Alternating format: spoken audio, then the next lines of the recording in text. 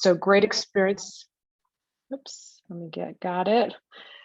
Great experience, and I'm sure you're going to want to hear from her about how she got into this and her interest in it, and we're excited to share that. Oops. Hi, Jackie. I just want to say I am here. Hi, guys. Sorry, I'm just driving to try and beat a snowstorm right now. We're getting a lot of snow, so I'll be here supporting Jackie, but she's got a lot of good content, so I'll let her lead it. Excellent. All right. Well, drive safe, Maggie. And I know you're not actually driving, so ride safe in the car. Okay, so what are we going to do over the next hour here? We're going to give updates on what's going on at headquarters. And then we're going to talk about engineering for good. And this is, what are career paths? You're going to get all this great experience. How do you do career planning with it? What are the opportunities? Maggie and myself will talk about our careers, and then we'll open it up completely to question Q&A. We have sprinkled in, Nabil and team sent us some questions that all of you had submitted ahead of time. So we've sprinkled those throughout the presentation. But at any time, you can put stuff in chat and we can take a pause to answer that. And speaking of chat, okay, Maggie's out there in chat, great. And you guys are gonna hear my 100-pound lab, who is very annoying, whining through this. I have fed her, but she still is going to be whining. So ignore all the background noise. Okay, so updates from headquarters. Just a quick recap. We are celebrating our 20th year of service. So this 2022 is a super exciting year. It's a chance for us to kind of look back and reflect on all of our successes, but even more importantly, look forward. So we're going to share some of what that looking forward means. I think all of you are aware, we started really kind of out of a university, and it was founded, this organization was founded on the passionate spirit of students making a difference in the world. So that's heavily incorporated, obviously, into our mission, our vision, and we're going to talk more about that in a bit. But it really just goes to emphasize that the students, universities are at the foundation of this organization. So the great news, not long after that, University of Cincinnati Engineers Without Borders chapter was founded, and we got a chance earlier today to meet with your leadership team and talk about their project experience and how that has progressed and all the great work that's been done over the years. In 2022, we just rolled up the stats for last year, and we're rolling this out in our annual report shortly. 10,000 active volunteers, 38 countries, almost 500 active projects, and 240 chapters. The majority of those are student chapters, and then 44 country offices. We're, interestingly enough, getting to about a 50-50 split between student and professional volunteers. Our chapter numbers, number of chapters don't reflect that, but when we look at individuals participating, we're pretty close to 50-50, which makes sense as students have grown up over the last 20 years. There's a great pathway to get involved as a professional volunteer, and obviously a lot of people are taking opportunities to do that. About 45% of our volunteer base is made up of women, which is phenomenal. We're well above national averages on female representation within engineering. And then exciting that we've had a domestic project opportunity. I think some of you may know it as Community Engineering Corps, and that launched in around 2015. And we now have about 50 projects underway. So about 10% of our projects are done here in the US. I know, talking a little bit earlier, University of Cincinnati has a great engagement program within the community, and it's phenomenal and something that we're really trying to promote, especially obviously within the situations where we haven't been able to travel. So I really applaud you guys for looking for those local opportunities and getting involved. It's wonderful to hear. Okay, so next, the organization started, a couple of times ago, doing a 5-year strategic plan. And we launched our strategic plan in 2020. It was our next year, 5-year strategic plan. And one of the things we were doing is we were typically when you do strategic planning, you start with kind of your mission and vision. You do a refresh on those, and then you roll out your 5-year strategy. We were doing this in the middle of the pandemic, and we had a lot of challenges underway, and didn't quite get to finishing our updating our mission and vision. So it's something that we're still working on now, and something that we're going to ask all of you to get a little bit engaged in a few minutes. But this is our current mission. I think you guys, I saw that it's very similar to University of Cincinnati's mission and our current vision. When we did strategic planning, what came out of it was 3 major goals.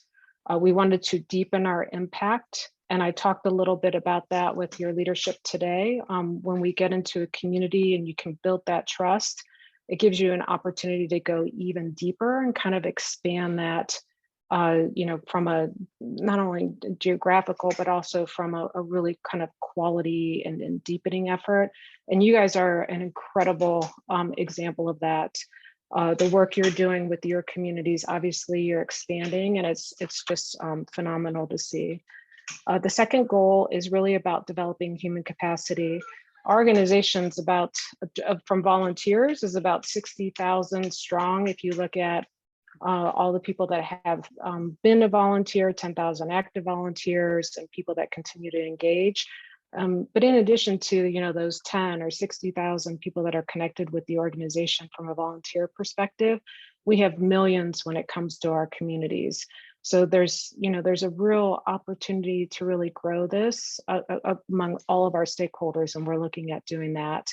And then the third goal, as we all know, this pandemic has taught us how you have to be adaptive. And so how do we really focus and kind of increase that? So those are the 3 high-level goals. What does that mean from a kind of practical standpoint?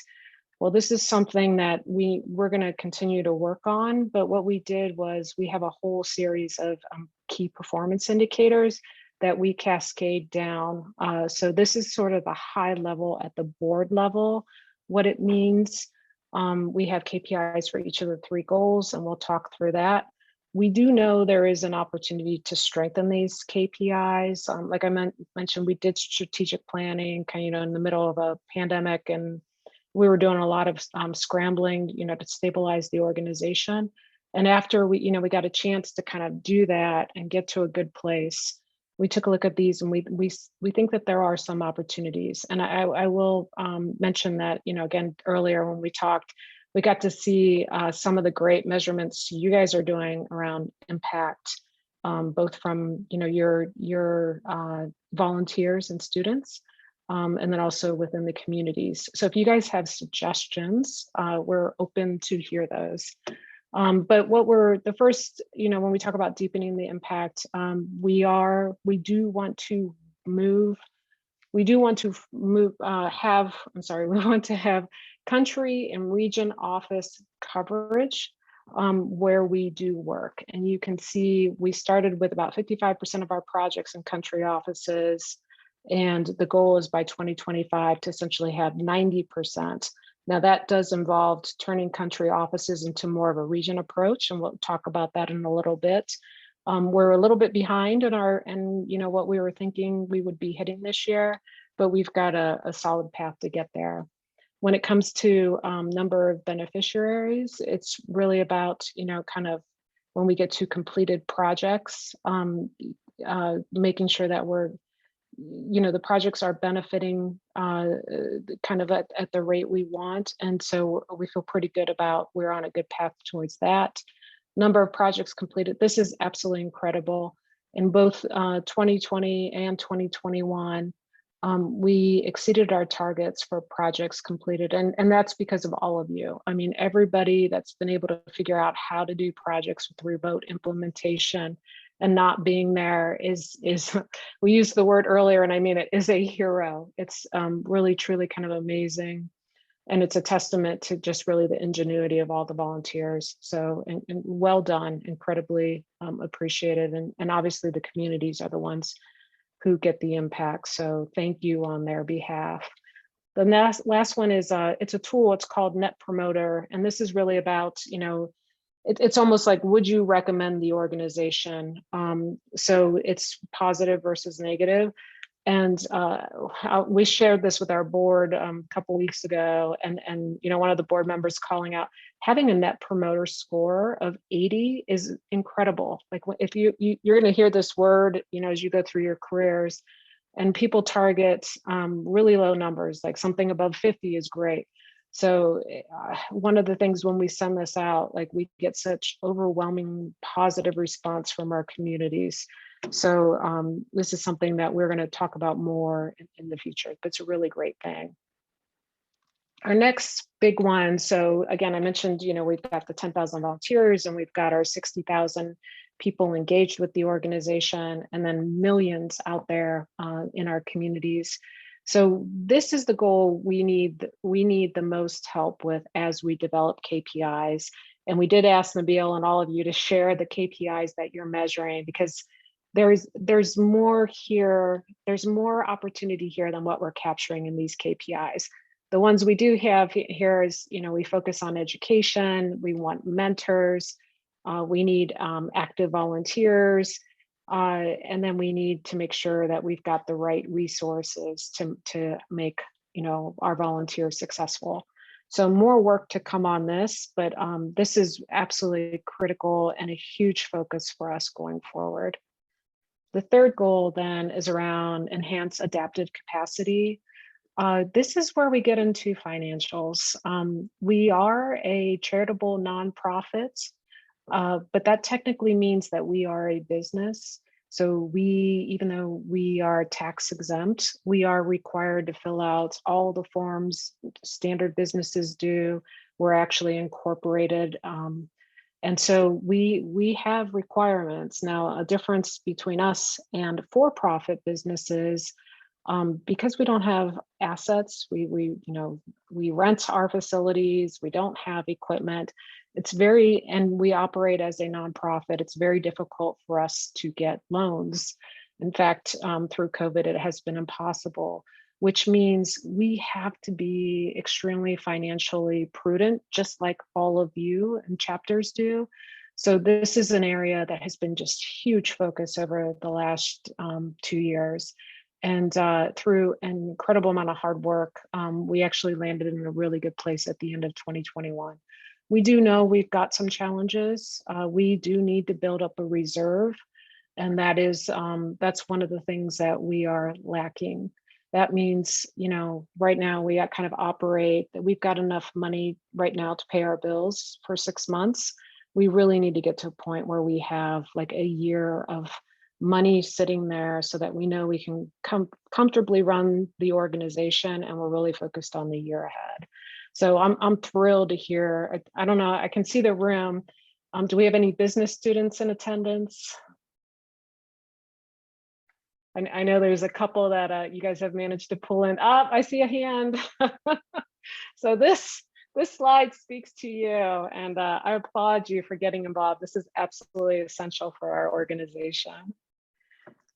Okay, so that's the strategic plan and the goals, and kind of, again, more work that we need to do on this. Oh, the one thing I didn't mention, the last one. So I mentioned, we all recognize the need to be resilient and adaptive. The other thing is obviously climate, the impact of climate. And as you guys have done your projects, we take these considerations into account. But what we're going to do is go really deep on this. This is something, there's an idea called a mega trend. It's kind of like one of these slow, irreversible trends that happen. And obviously climate is one of those. And so we want really sustainable projects, which means we need to incorporate this thinking, to the deepest level. And we're fortunate because we've got a number of partners who are just absolutely cutting edge leading on this. So we're engaging with them. I encourage you through your universities, if you guys have resources to bring those forward. because this is going to require everybody support to get this right. Okay, so we're going to jump a little bit, kind of sprinkle in some of the questions. So one of the questions we got is, what's a project that you want to do with EWB but hasn't been feasible? So Maggie and I kind of brainstormed. We came up with a couple more than one. But the first two aren't, they are feasible. We just haven't had a chance to really work on them. And the first one is really understanding what are the benefits of being involved with EWB and putting those KPIs in place. You guys have done this.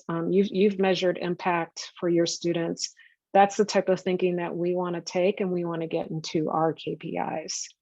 The second one is, what is that real pipeline of, you're getting all this incredible experience, and where do you take it in your career? So we're going to talk a little bit about that later, but there's a recognition that we need to create more of a pipeline. It needs to be clearer to you as you go and get all of these great experiences and skills. The third one is really creating that in-country presence for all chapters. So you saw we started with country offices, we're shifting those to region offices, but we've got, I think, a long ways to go on this. Who are those partners? How are we going to establish this? And so we've got some work to do on this. And then the last one is really kind of my, I'll say kind of my personal, and this goes back to that human capacity goal. And if you think about it, again, we've got millions of people in communities. We've got great partner in-country engineering academic institutions that are starting to grow. And so is there a way to collaborate with these in-country organizations and their students? And so I think making that connection going forward, we have a real opportunity to do that. So that's one that's kind of near and dear to my heart. The other question we got was, what's been the greatest roadblock for the continued success and growth of EWB? So, typically, or I try to always say, well, if there's a challenge or a roadblock, these also present opportunities. So looking at our organization, we're 20 years old, which is a baby in the nonprofit world. We have an incredible entrepreneurial spirit, and a lot of really kind of older established organizations love working with us because they're like, you bring such a different vibe. You guys can, you figure anything out. Look at your students, look at your volunteers. They succeed in the most challenging environments. And how do they do that? Because of this incredible ingenuity and just figuring out, failure is not an option. We're going to get it done.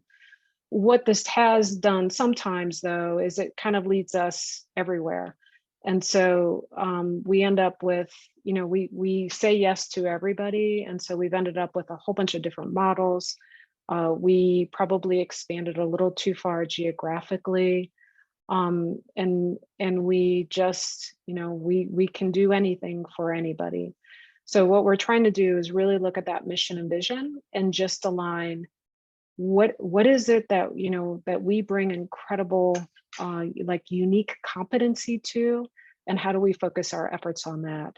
So I think you guys heard earlier this year, we did sunset our engineering service corps. This was a phenomenal organization and opportunity where our most seasoned volunteers, we would engage and actually serve as like a paid consulting engineering firm. And it was, to run an engineering consulting firm is quite different than running a volunteer-based organization. So when we looked at a business model, what we kind of recognized is there are other engineering consulting firms out there and the work will get done because the funding is there, there's clients. And so if we looked at our true mission and vision for the communities most in need that wouldn't get served, that's what we said we need to focus on. So that was part of that strategic kind of reprioritizing with limited resources. Where do we put our efforts? So that's something I just think we need to, constantly challenge ourselves on. And we also recognize by really focusing those, there's a huge path to growth. So sometimes, going super broad is difficult, and by concentrating, you can grow faster and larger and faster. And then the other thing I will say is I know when the company I work for got involved with Engineers Without Borders, and this was just in 2014, I want to say. I had never heard of the organization. I know at that time it was less than 15 years old, but I'm still amazed at how many people I talk to that haven't heard of us. So it's really kind of, I think historically we've been engineers, and engineers, we just get it done, right? We do the great work, but what we've got to figure out is really telling that story and building that recognition. And what that obviously will lead to is a more sustainable funding model. So again, we're 60,000 plus volunteers and others and strong. How do we start really kind of making sure we amplify and support of driving a stronger funding model? All right, and I mentioned our KPI, and then also the opportunity in country. So I think all of you have heard the announcement, our shift to regional strategy. We're going first in East Africa. That work obviously has been begun already with Kenya. Tanzania is coming up short, which is all very near and dear to all of your hearts, and then followed by Rwanda and Malawi. So what does this mean for you? We talked about this with your leadership. Your program, PE at HQ, is going to transfer to a PE in East Africa. That's the change you're going to see. Everything else you do is going to be the same. You own the project, you complete your work with your partner NGOs. The difference will be is instead of talking to Eric in Denver, you're going to be talking to somebody that's probably sitting in Uganda. So this is all, the idea of we want to get people closer to the work, but the intention is not for the people closer to the work to be doing the work. So any questions on that before I move on, and you guys can put those in chat. Oh, and I see in the chat that there are a few people from Purdue, so excellent, good. I'm glad you guys all joined. Okay, that's regions. That's the regional strategy. And then we have a couple more questions sprinkled in. So do you think that EWB will ever reach the amount of travel that was happening in 2019? Is the amount of travel no longer necessary? And does the implementation of regional offices reduce the need for students? So I'll start with the last one first. No, the regional offices are not a replacement for the chapters. All of this stays as is. When it comes to travel, I mean, there's this incredible recognition that nobody else does what we do. There's lots of big organizations out there doing really, really big work. But for the communities, the ones who need it the most at the level we're working with, we are very unique. And that does require you traveling and making those connections and earning that trust. Travel is going to continue to be an essential part of the mission. We have learned, though, I think that there are times and places where remote work can work. And so obviously there's a climate impact in terms of emissions. There's also an impact in terms of financial sustainability. But there is a recognition that there may be more of a time and a place for travel. So I think these are things that we will work out, but it's completely recognized that travel is an essential part of the experience. And so the question becomes, how do we do this most efficiently and effectively? The other thing, though, I do think and we heard some great examples from Purdue today, and I'm sure Cincinnati's done the same thing, but you are figuring out how to get those rules in place for remote work in terms of, utilizing Google Earth, creating like different channels of communication. And one thing I will emphasize is being, an engineer working in industry. Throughout my career, I had staff all around the world. I did project work in India, Russia, China, South Africa. I didn't always travel there, right? I sat a lot of times in the United States at my desk, leading project teams, other places in the world. So having that skill set to be able to manage work when you can't be there is essential. So it actually is a really valuable part of the experience. It's trying to put some bright light on the ability that we haven't been able to travel for 2 years, but it is a skill set you will use throughout your career. All right, so that brings us to the future, our future. And you've heard us talk a lot about financial stability and resilience for our business majors out there. Keep beating the drum. That's essential. We are a business, and it is a requirement for us to continue to operate sustainably. Again, we're going to be incorporating those climate considerations. We're going to do a deeper dive on that. Regional offices, you're well informed to know about what's going on there.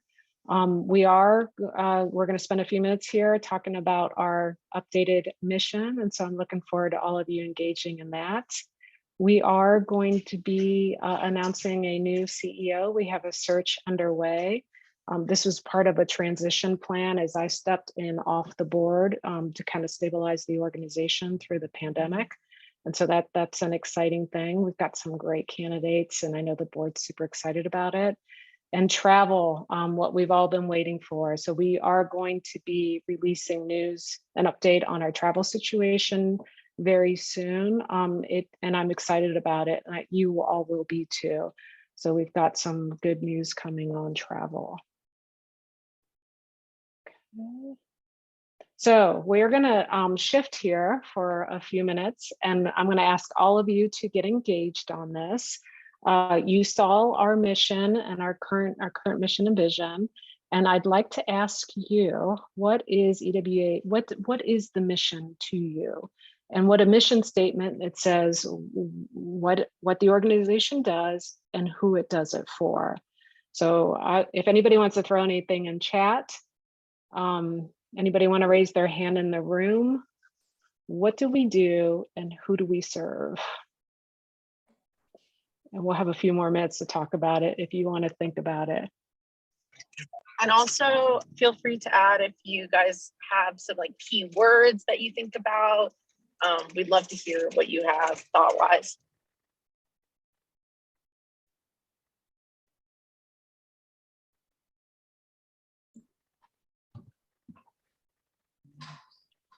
Do we have any comments? And we can come back. It's a lot to put on you late at night. Sure. Not too late, but dinner time probably for some of you. Any keywords come to mind? Hi, John. Hi, John Myers. I'm an alumni. I graduated a few years ago. Keyword that comes to mind is foothold. I think something that I really EWB is that we're coming in as this Messiah complex and trying to fix everything and do everything. Is the whole model of sustainability and partnership with communities. What really made an impact on me is it really feels like you're giving these communities a foothold that they haven't been given by circumstance normally. And then from there, with that, the ability to push out that foothold and have sustainable, growth and being able to, have the basic access to human dignity and human rights gives them the ability to flourish in so many other ways that goes so far beyond EWB. Were you able to hear that okay with the room mic? Yeah, that was brilliant. And I'm glad this is being recorded. I was trying to scribble it down, but that beautifully said. That's just brilliant. I love the concept and just the way you articulated that type of concept. Yeah, Thank you. Another key word is partnerships, because it's like we're not like going to the community and like messing around and leaving. It's very much like we're just kind of like engineering subcontractors in a way. So it's just kind of like we're fulfilling a need the community needs, and we're working hand in hand to really understand the problem, which is kind of most of like what the entire like assessment like process is. It's like, how do we understand the problem? Like you've probably seen the paperwork, but like all the paperwork questions are like, how does this fit in like culturally? Is this what the community asks for? Kind of like more responding to the you to like fulfill the need instead of just, just engineering versus kind of like. Excellent. I mean, that every time we talk about it, it's like we have to start with the concept of partnership. And I'm so glad to hear you say that too. Any other? And we're going to come back to this. So how about if we think about our vision? So what do we aim for in the future? That's the vision, kind of the end, the future, the end state, the goal. What is it we're, how do we know success?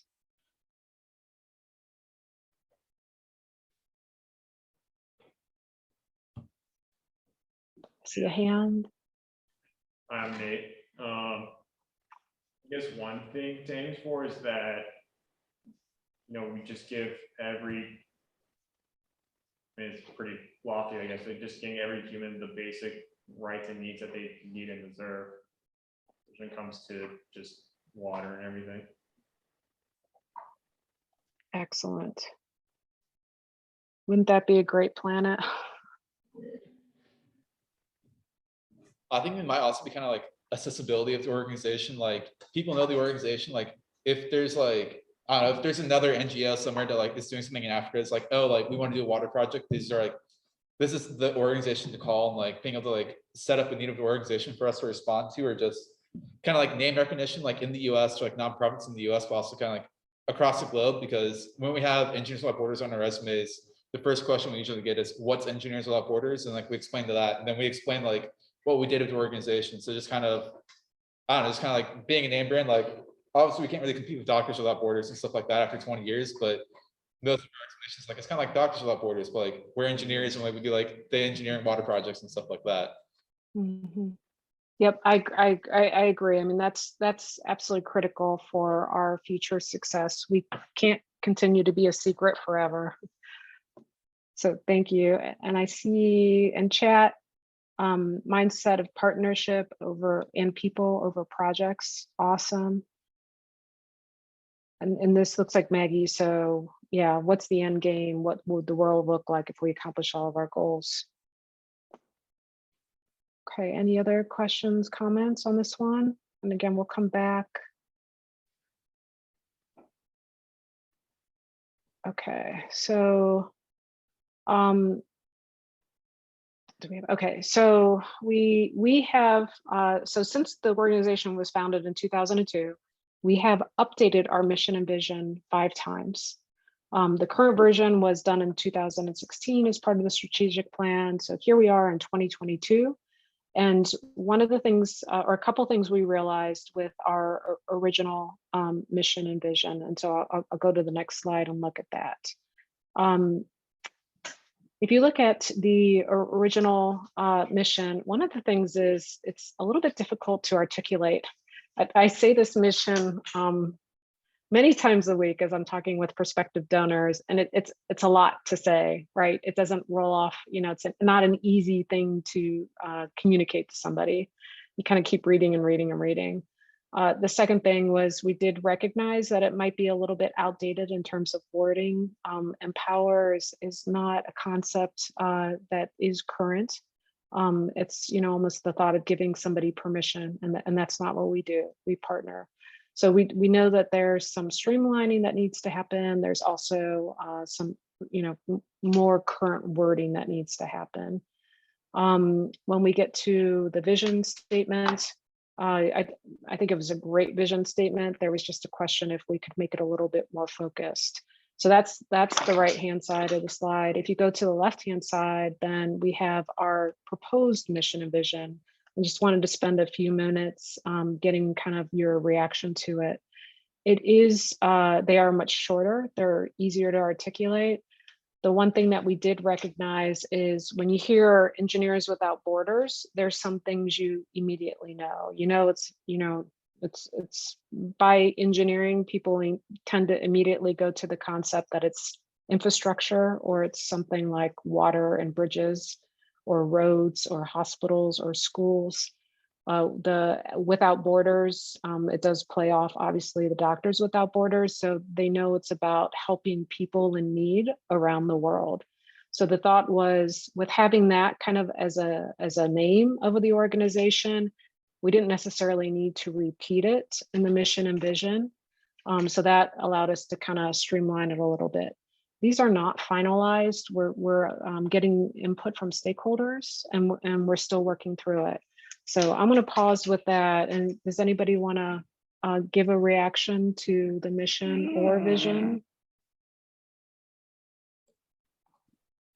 And one thing maybe before I talk about this, so one of the things I was absolutely thrilled to hear in the leadership was, as you guys were presenting your organization, you mentioned the second half of the mission about building leaders. And so that's essentially, that is essential to our organization. We have a two-headed mission. We are, focused on helping those communities in need, but we're also focused on, providing leadership, really kind of equipping the future leaders that are going to solve the world's challenges, right? So that's all of you. And if we were just focused on one or the other, we would do things much differently. But the point is, we're going to do both, right? And we're going to do both well. And that's sort of the strength in the organization. So what you see on the left-hand side, it's partner with communities and develop leaders to build a better world. It's the recognition of A plus B equals C. It's both together, getting those synergies for the end result. And then what do we aim for in the future? It's every leader is equipped and every community thrives. So that was kind of the logic that went behind the mission and vision. Any reactions?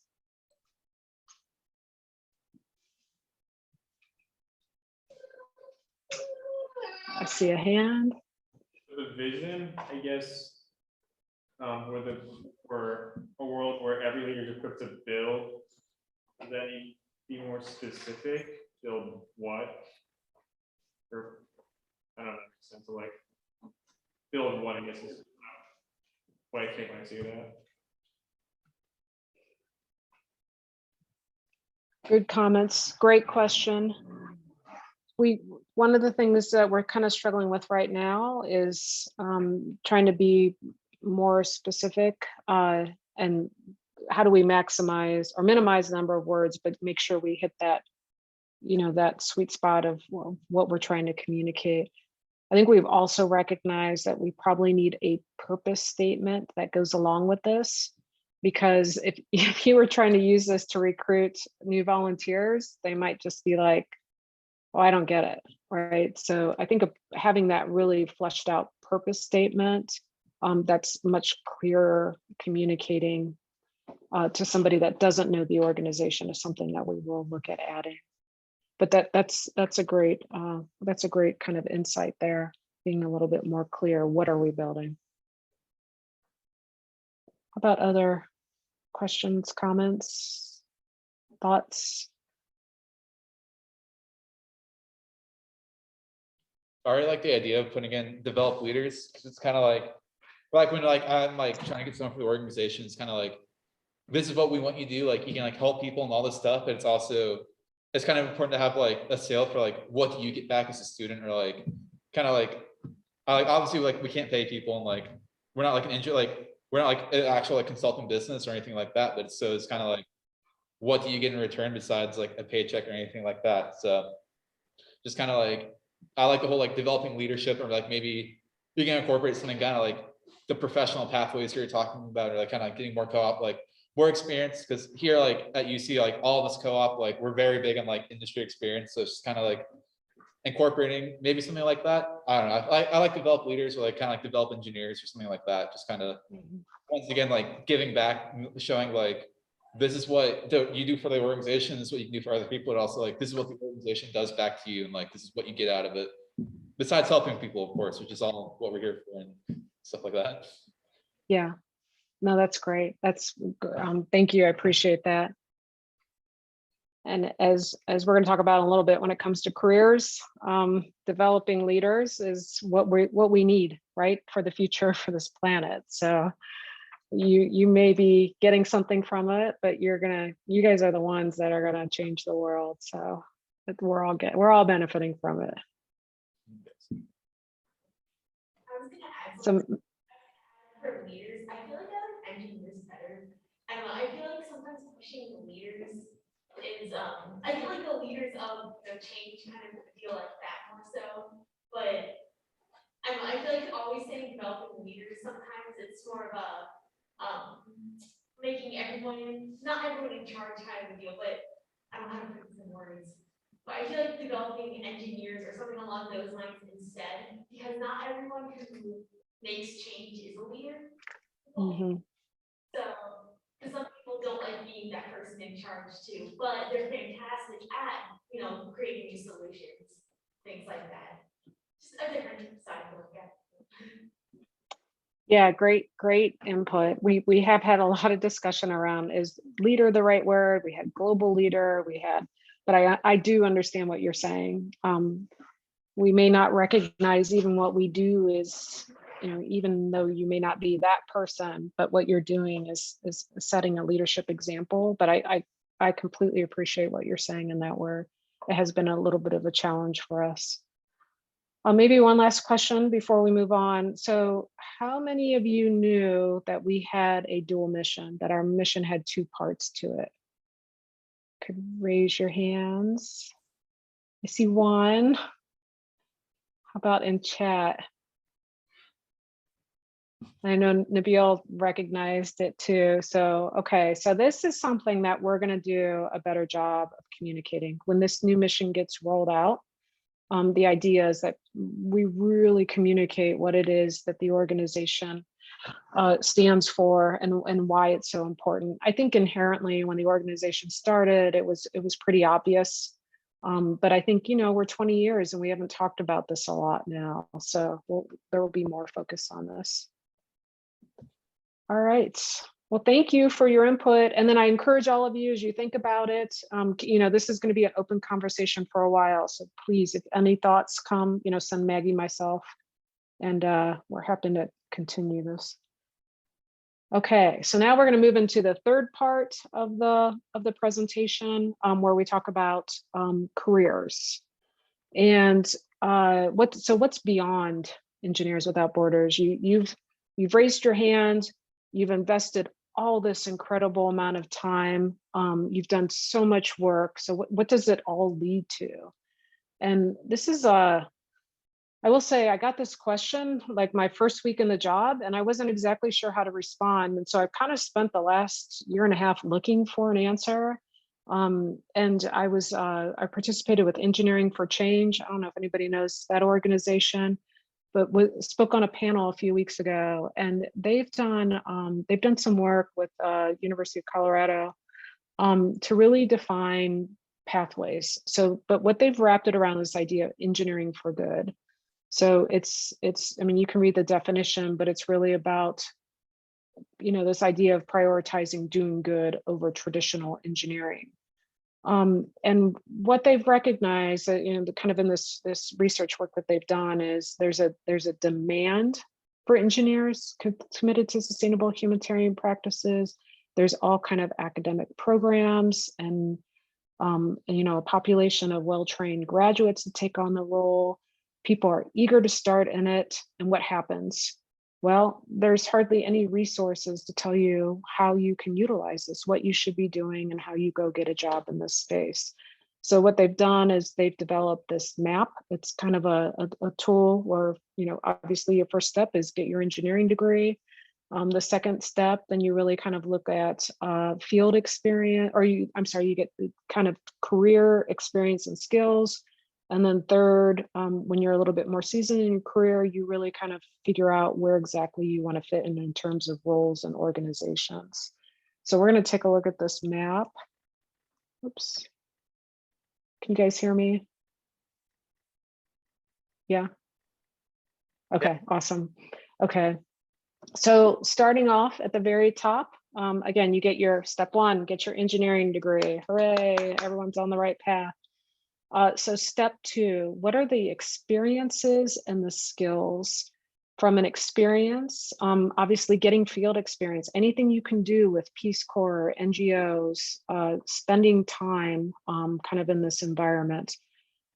Going on to higher education, getting master's degrees or PhDs in this space, obviously is a very strong career path.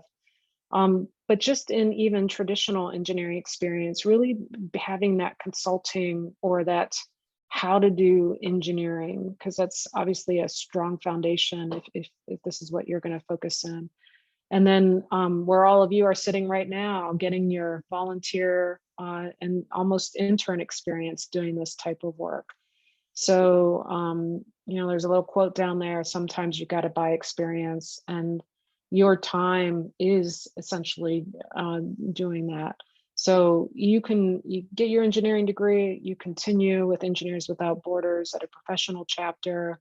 You look at universities for programs where you might want to get that degree. You continue building out your engineering skills, the kind of consulting firms, or an option is you try something with the Peace Corps, who I hear is going back into service in May. Maggie had started off in the Peace Corps, and her, along with a couple other people associated with our organization, have been on hold for 2 years.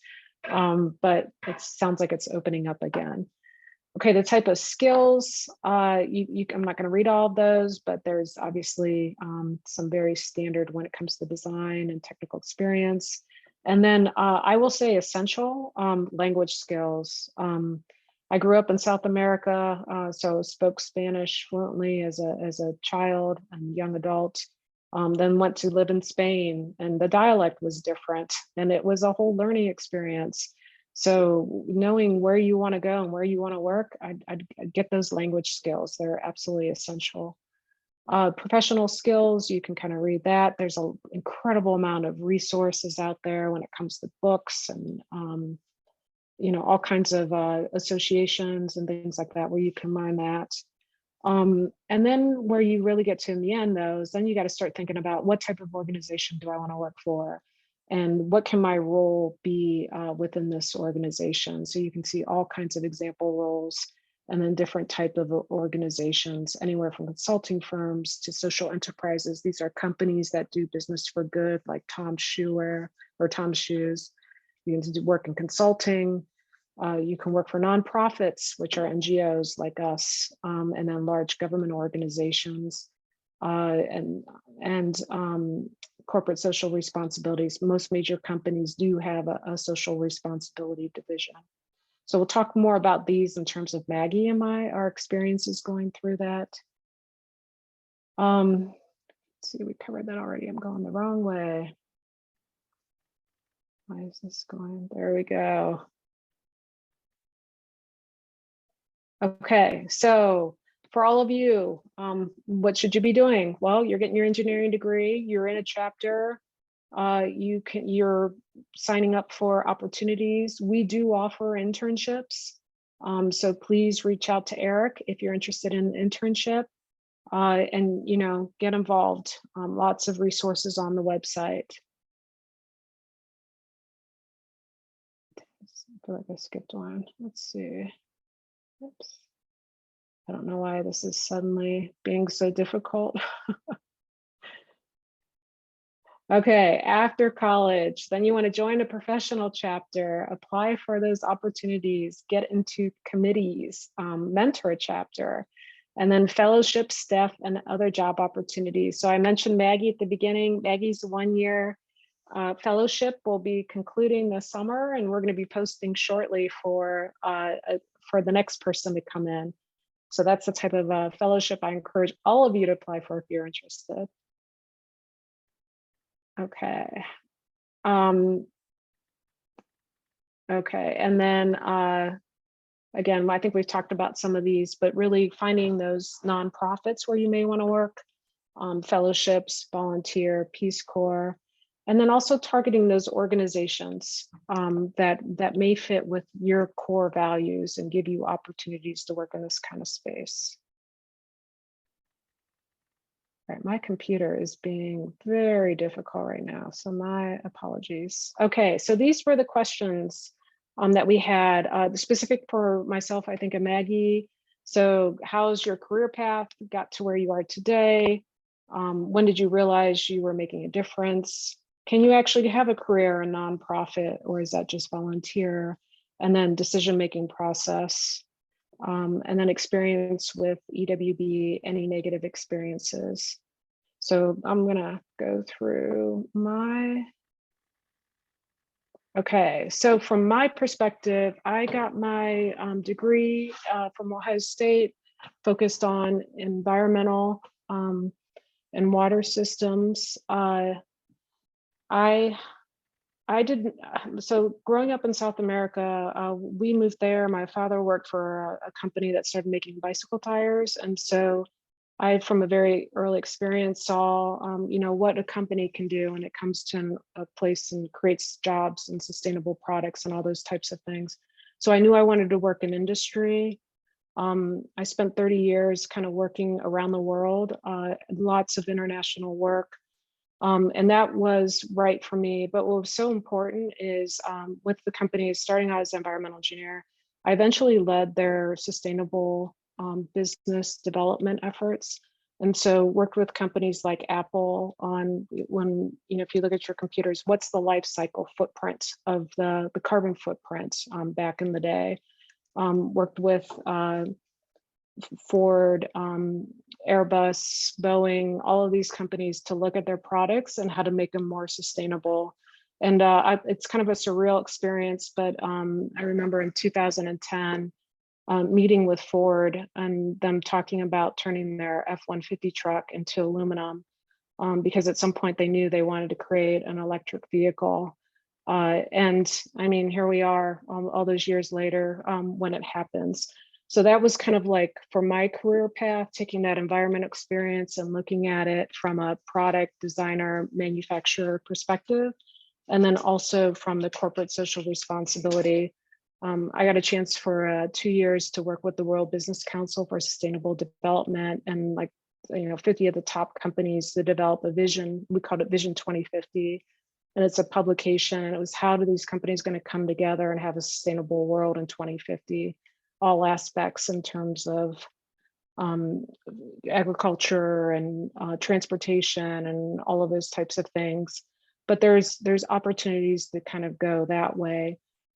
This experience gave me an opportunity to be on the board of directors for Engineers Without Borders. And that's how I stepped in then when the executive director, the longtime executive director, retired at the beginning of 2020. So really kind of bringing those business skills to help the organization through a really difficult time. I'm going to turn it over to Maggie for a second. And I'm looking at the time. I know we're getting close to or we're just about at our 1 hour, but so folks want to hang around a little bit more, we'll keep going here. Maggie, you want to talk about your kind of path through this? Maggie's got lots of circles here. We may have lost Maggie through the mountains. But I've been talking with Maggie about thinking about, you know, where does she want to end up when we look at that bottom row? What's the right organization that she looks at where she can be fitting in? But she's very focused on getting those experience and skills. And you can see she's got the different colors. So where does she get experience, you know, from college?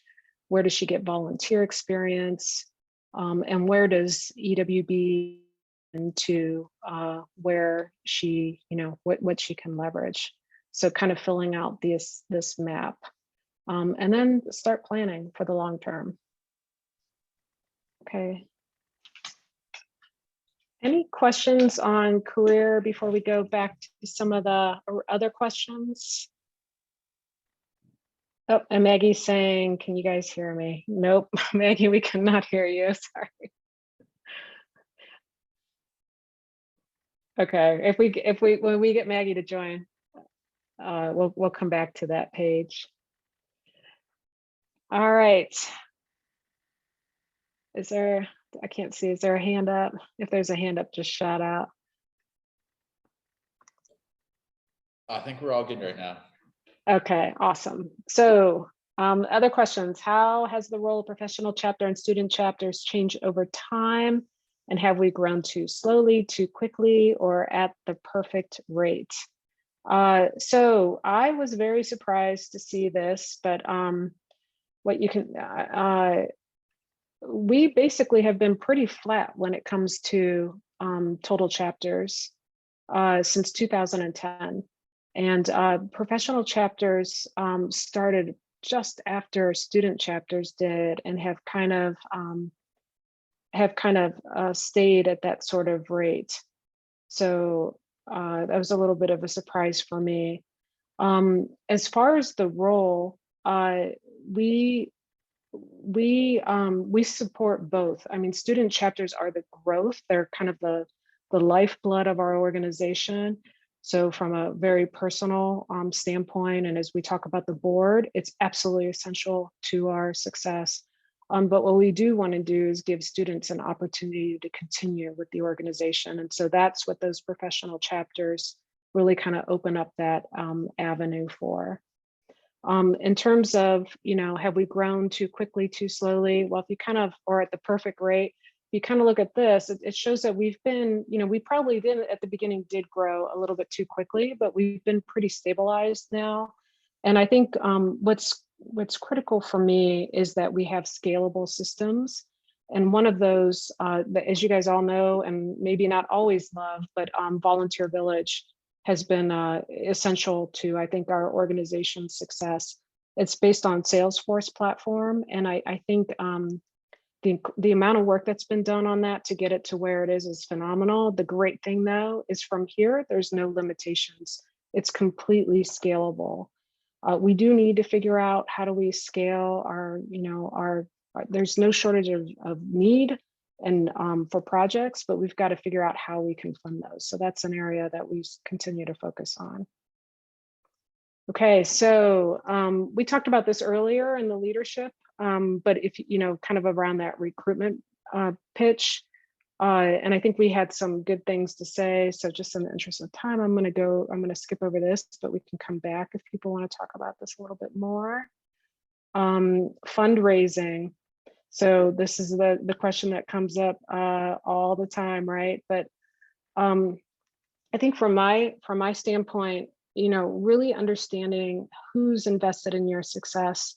I heard you guys say some amazing things at the leadership team about how you really, you've set up these mentoring programs, these mock interviews, you've helped recruitment with the university. There's lots of people that are incredibly invested in your success. It starts with the university, it starts with the businesses that want to hire you. It starts with also kind of local businesses around you that want to tell your story, and obviously your alumni who keep coming back. So really understanding the who and the why and the what allows you to kind of craft that story. When we talk to donors, we have different discussions and different donors based on their needs. And understanding that segmentation is going to be, I think, really important to your fundraising success.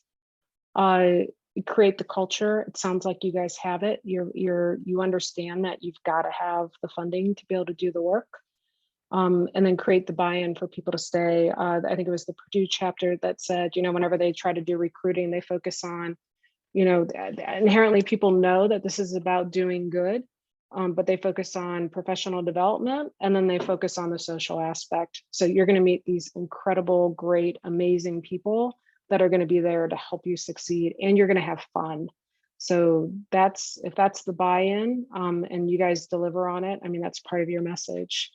Obviously you have a personal network, which means your chapter network, your faculty advisors, your mentors, the businesses where there's professional mentors.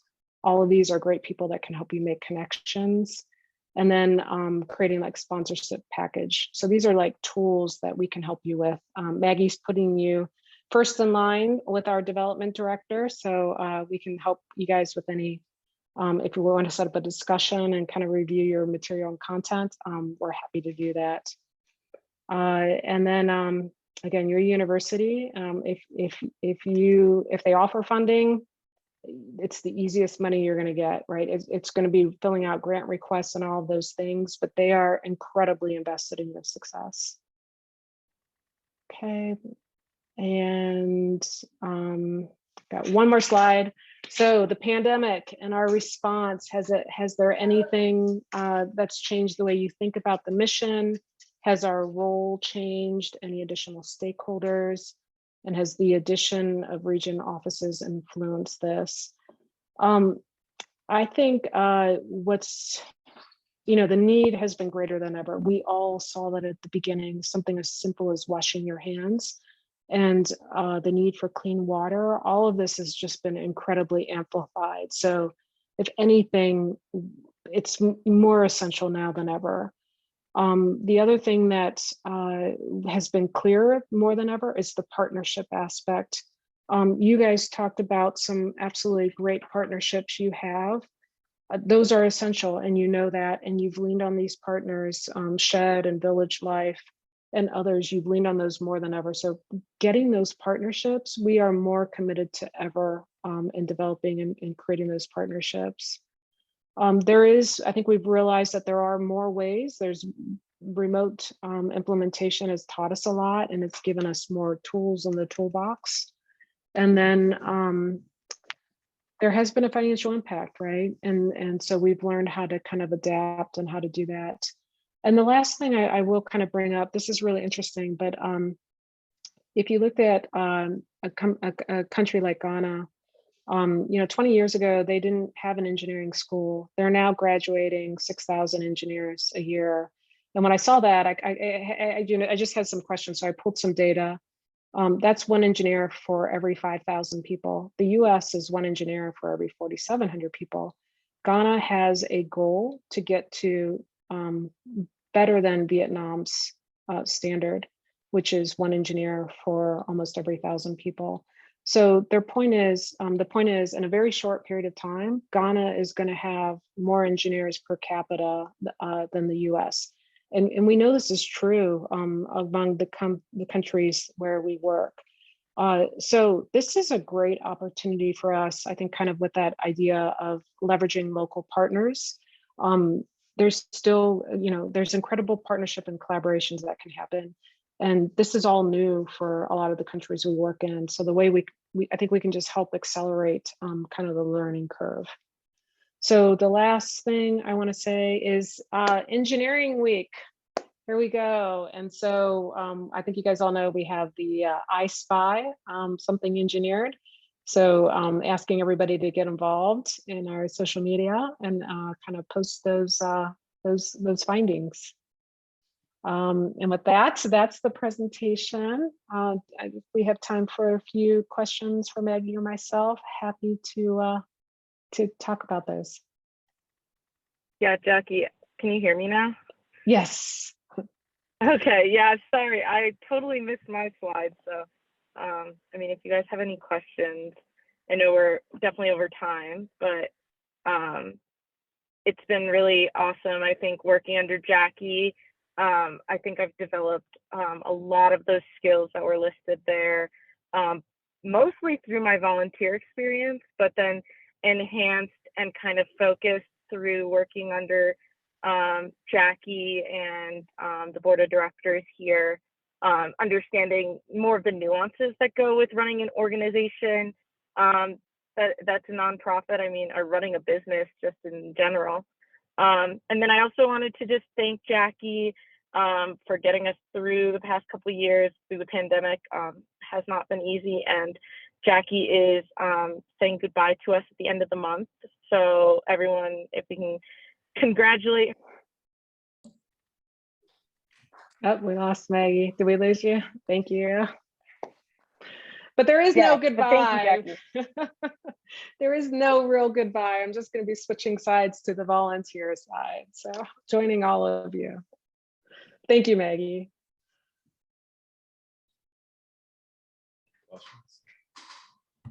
I do have one question real quick. So like looking at like the long-term planning, like 5, 10, maybe 15 years from now, do you anticipate that professionals, like, because you mentioned like kind of like there's 50-50 student versus professional members, do you anticipate 10 years from now, because we keep graduating more and more students, that the professional will be a much bigger part of the organization compared to university chapters? I think right now with COVID, I mean, I have heard this from universities and it did come up today too. I do think it's been a little bit difficult recruiting. So I expect that students we're going to continue to grow those numbers, right? And I think there's also the opportunity for students in other countries to get involved. I think to your point, just looking at the numbers, if you are graduating and we want them to stay involved and we can get engineers to stay involved throughout their career, that is a potential.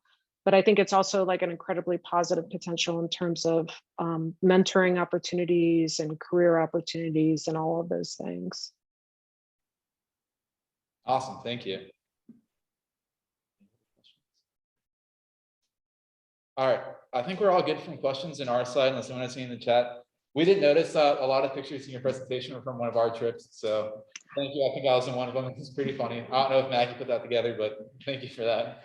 Yeah, I did steal all your photos. They're all really awesome. So I thought that'd be exciting. The last photo is actually from Purdue because we didn't actually know Purdue was coming until kind of last minute. So we were like, we want to include you guys too. So, but we love your photos. We use them all the time. So thank you for those. Oh no, we appreciate it. We're just all becoming a little bit more famous, which I don't think anyone really objects.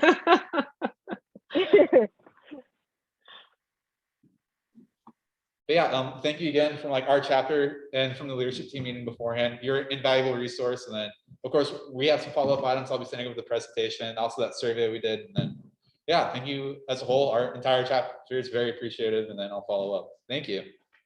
All right, and we thank you. I've said it before, but I'll say it again. You heard it a couple times. You guys are our heroes, and really it's amazing what you do. And thank you for your commitment. You are making a real difference in this world, and we appreciate it. Okay. Yeah, and if you guys ever need more help from us, like just feel free to let me know. I'm gonna drop my email in the chat, but I'm happy to stay in contact and help you guys with anything you may be struggling with just with COVID. I totally understand. So, or if you just need to know more from HQ side or have a question, I'm here. I'll drop my email. Yeah, awesome. Bye. Thanks, Resource.